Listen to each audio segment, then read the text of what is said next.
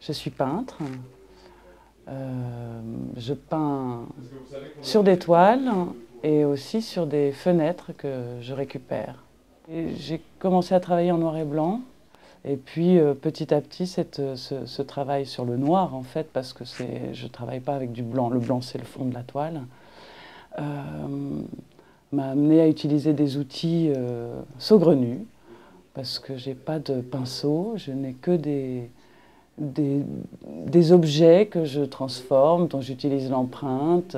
Et puis après, je gratte ma toile pour affiner le dessin que je propose.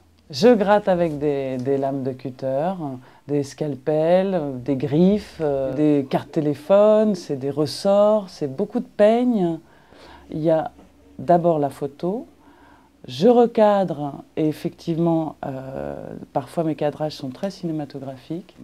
Et puis ensuite, il y a un passage très important qui est le dessin à la mine de plomb, de manière très classique, qui me permet de chercher cette nouvelle écriture de la photo pour la peinture. C'est le passage. Après le dessin au fusain, qui est en fait un report de mon dessin préparatoire, je prends ma peinture noire et puis ça fait déjà un premier dessin un peu brut.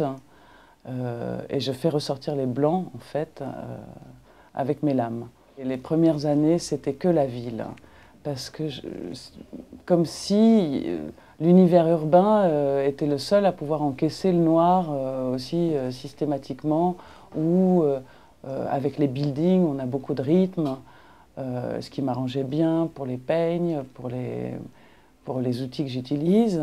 Et puis ça s'est certainement provoqué par des voyages que j'ai faits. J'ai pu aborder des paysages. Et ça a démarré avec j'ai une série importante sur l'Afrique du Sud. Et ça m'a permis d'aborder des paysages. Et puis ensuite des paysages enneigés, des arbres, chose que je ne touchais pas du tout avant. Sur les fenêtres, c'est ma partie portrait, corps. Ça trouble un peu parce que c'est un objet étrange, parce qu'on ne l'accroche pas comme un tableau, on l'accroche par le côté, comme quand on bouge une fenêtre, mais pas par le haut.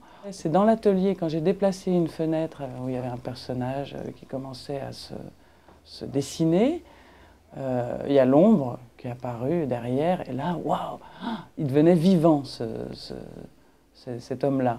Donc là, ça m'a encore plus emballé de continuer là-dedans pour travailler la 2 dimensions qui devient 3. Le fantôme, la trace, c'est encore bien dans mes thèmes d'empreinte où oui, il y a des personnages qui ont vécu derrière, des gens, et puis comme si à un instant donné, leur image avait été fixée sur la vitre et j'essaye de retrouver ça.